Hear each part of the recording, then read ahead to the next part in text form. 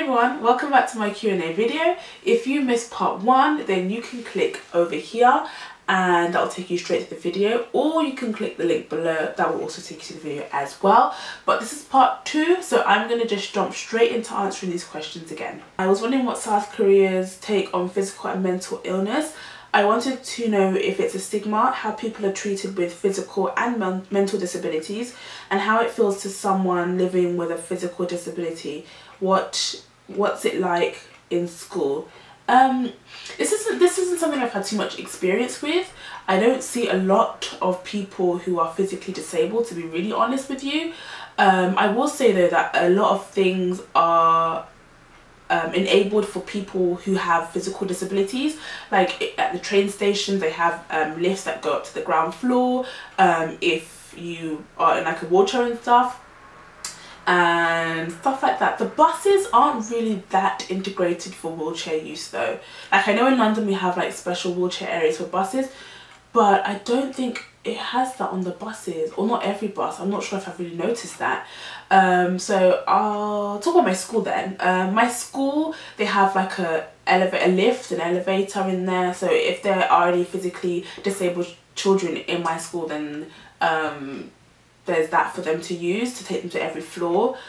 And also, what else? And we have like ramps and stuff. Yeah, we have a ramp that goes, because the cafeteria, yeah, there's a ramp and stuff. There's ramps around the school, and our school has just installed those tiling. I don't know what the technical name for it is, but you know, for like blind people, there's the tiling with the dots on the floor. I think yeah, for blind people. Our school just put those in, but we don't have any blind students or anything like that. In terms of like mental disability, again, it's not something I see a lot. There is like a bus for like a special school somewhere in my area, and I do see it a lot. And like there are some parents who I see like in this corner in the mornings waiting for their kids to be picked up, but it's not something I've had too much of a close experience with. Actually, there was one student, actually a couple of students at my school, but there was one student who sticks out in my mind, and I think he has a bit of a learning disability, and sometimes I would see him like talking to himself and stuff like that. And when I first met him, I've been at my school, this is going on my 2nd year now, and when I first met him was in the 5th grade, and I didn't know anything about him, and I noticed that he wasn't working at all.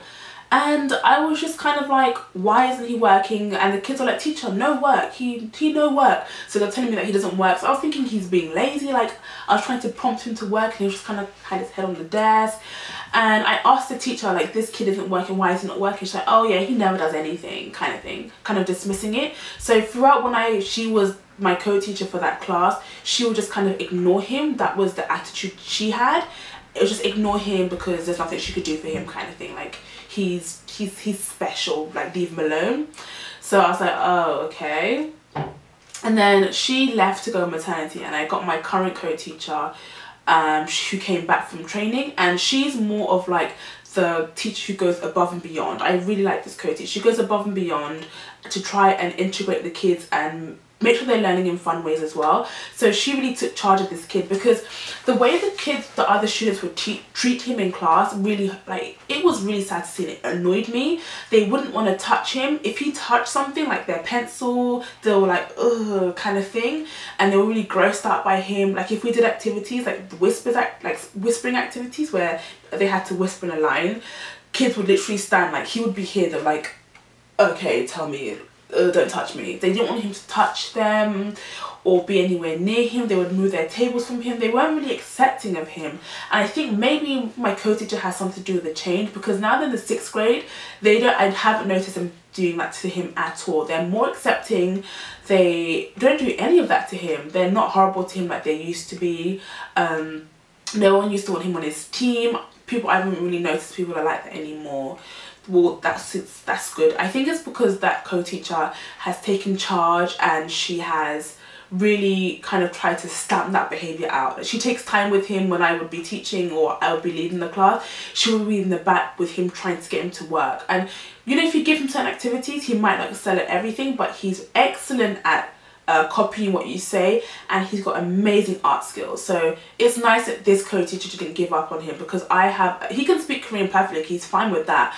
So I didn't have that language barrier with him, and I didn't have a co-teacher who was able to help me very well. So I think it's a bit mixed with other people, how people react to that. Like one co-teacher's like, well, nothing I can do for him. The other one really made leaps and bounds with him, and he's improved greatly.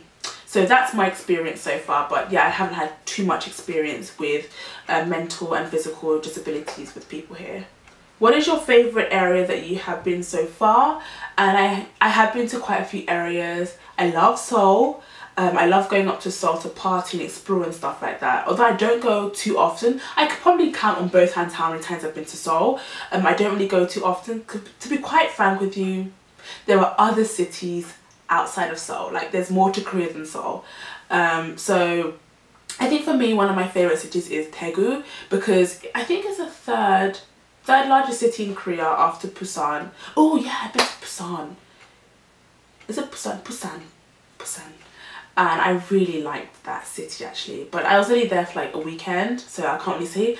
But I would love to go again to Busan, because it had a nice beach and a nice laid back atmosphere.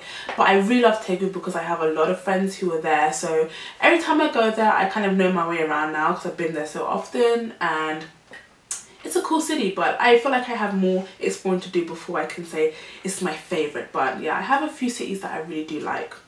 How did your students react to your natural hair? I think this is another one that I've been asked a lot about, not just in this video but other videos as well. And I'm definitely going to do an updated like being black in Korea, like my natural hair and all that stuff, because people have been asking, and I think people have been quite curious, and also just to address some things from the old video as well. But I was pleasantly surprised by the reaction from my students. Like I was expecting this super negative reaction, and it wasn't. So yeah, I'll be doing a video on that, because I have some like cute anecdotes from my students. Like, they say the cutest things, they really do. So yeah, I will be doing a video on that for you guys. Do you like Korea more than the UK?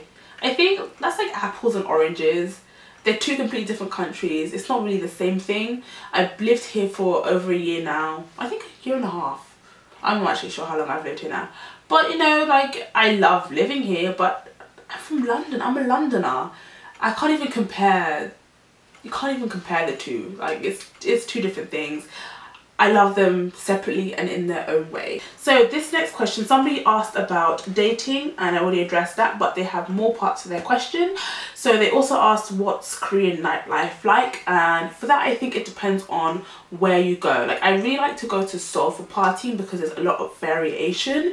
Like Daejeon, like where I live, is so dry. I mean, it depends on who you're with, but there's not much variation. Like they fight. There's this one hip hop place. Wasn't a club, it was like a bar. They played hip hop and they had a DJ, and it was so much fun.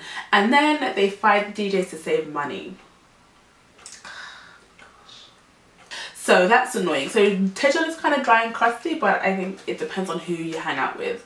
But it's very varied, and I think if you party in places like Seoul, I know a lot of us who don't live in Seoul, we go to Seoul to party because it's nice to go up to Seoul, party, and then come home and chill. Like, I can chill in the evenings and stuff. So I also think it depends on what you're after and who you are as a person. Like, if you're a party animal, then there are places for you to go to. And Korea is so small, you can always travel up on the weekend to go party and do whatever in the evening anywho. So yeah, it's good in certain places, certain cities. That's what I'm going to say. Are there places there that cater to your cultural background as far as food? And are other black people or other races there? Cater to food, you can go to, there are so many Western restaurants and stuff. I think tonight I'm going to an Arabic restaurant. I don't know, my friend messaged me just now, and so I gotta hurry this up as well, I've got to go out soon. But yeah, there are places that you can go to that will serve different kinds of food, not just Korean foods, like Western foods and stuff. Like, I know in Seoul there are like African restaurants, you can eat African, Nigerian food and all that stuff. So whatever you want, you can find. It might not be as good as back home. Some places it might be awesome, some places might be mediocre, but you can definitely find places to eat. And are there black people and other races? Of course there are. I'm here, so there's got to be other people, right? So there are definitely other people from other races, and a lot of them aren't just teachers as well. Like, you have military people, You have there are a lot of like migrant workers. You have a lot of Filipino people, a lot of Malaysian people, I think. I know there are a lot of Filipino people. You have Chinese people. You have all kinds of different people in Korea. You'll still make up the minority. It's not like they're everywhere, but definitely if you go to certain areas, like definitely Seoul, you'll see a lot of foreigners. Like Daejeon is there are a lot of foreigners, and you won't know everyone here. It's more like a thing where it's so small, you have seen a few of the faces before, but you don't know everyone here. But like Seoul, there's a lot of foreigners, so there's definitely a mix of people, and also it depends on what area you go to as well to see them. What would you say was your main reason for traveling to South Korea? And I think for me personally, it's definitely because I have an interest in the culture, learning the language. I think that was a big thing for me, and also just to have an experience.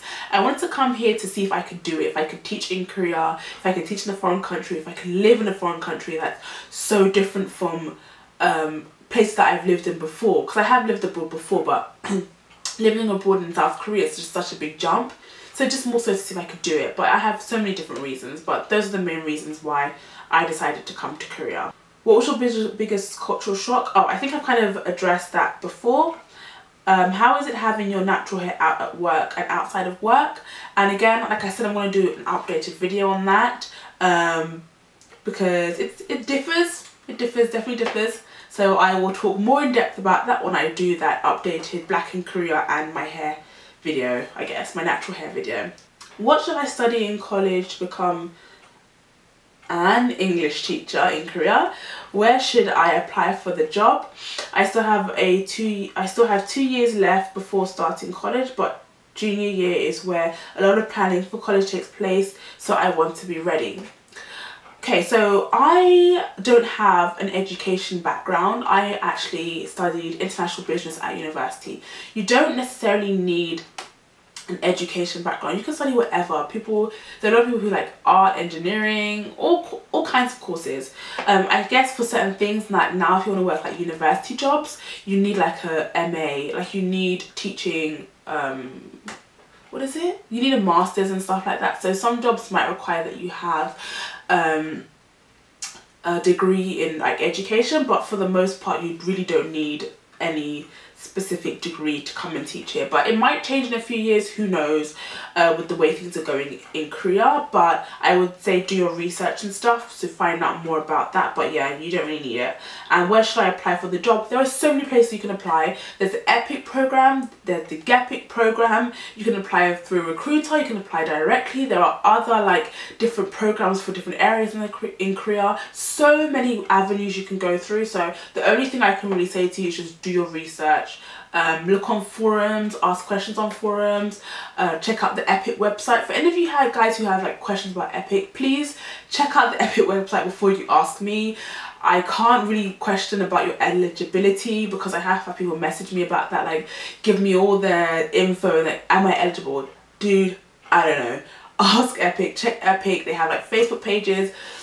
So there's so many ways that you can find this out, but definitely there's like many ways you can come here. Did you do a TEFL course? What course provider did you use? How did you get through all the paperwork for EPIC? I know you already talked a little bit about this in your other video. How is your life now in South Korea different to when you were living in the UK? So the first part of your question, did you do a TEFL course? And yes, I did.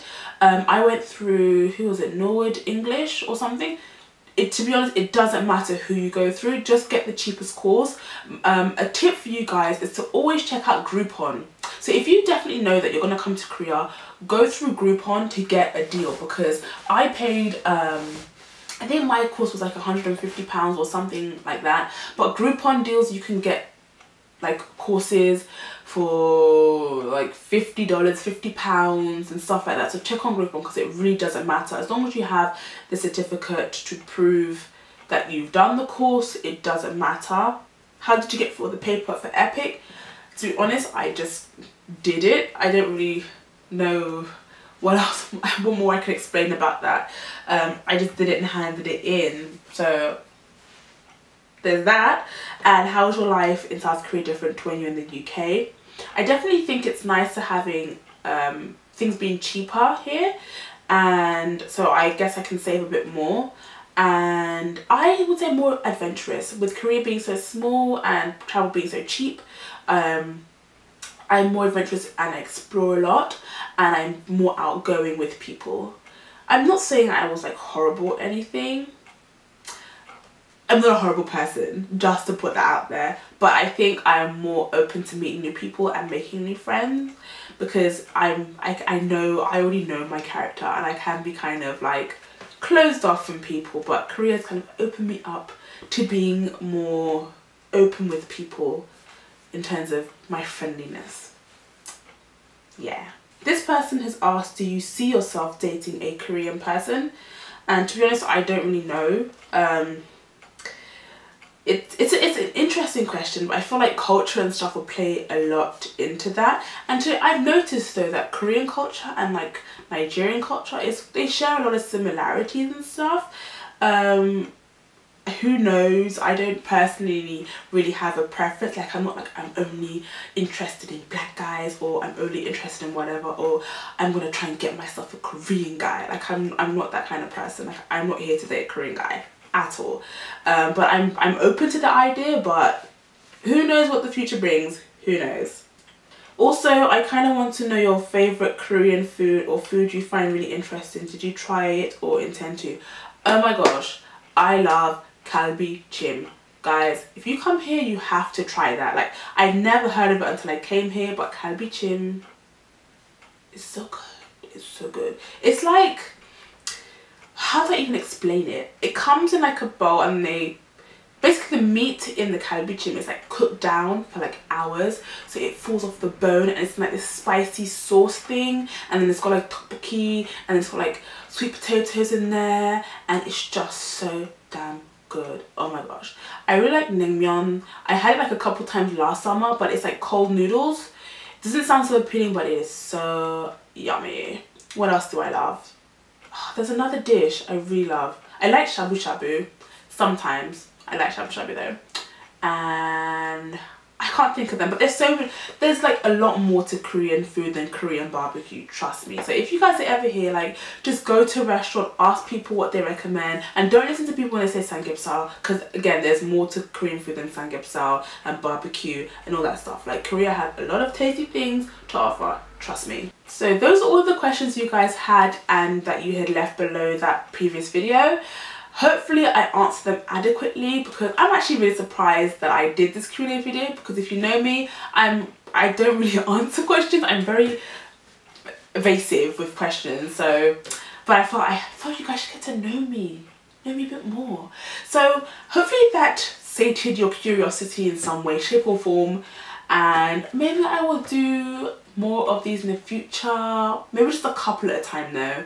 Yeah, a couple at a time. Maybe I'll do that like once a month. Let me know what you guys think, if you think I should answer more questions regularly. We'll see how I feel about that though, because like I said, I am a bit evasive with direct questions. It's a bad trait, I know. There's nothing I can do about it, and I don't really plan on working on it. But anywho, that is the end of this video. Hope you guys enjoyed that, and I will see you guys next time. Bye!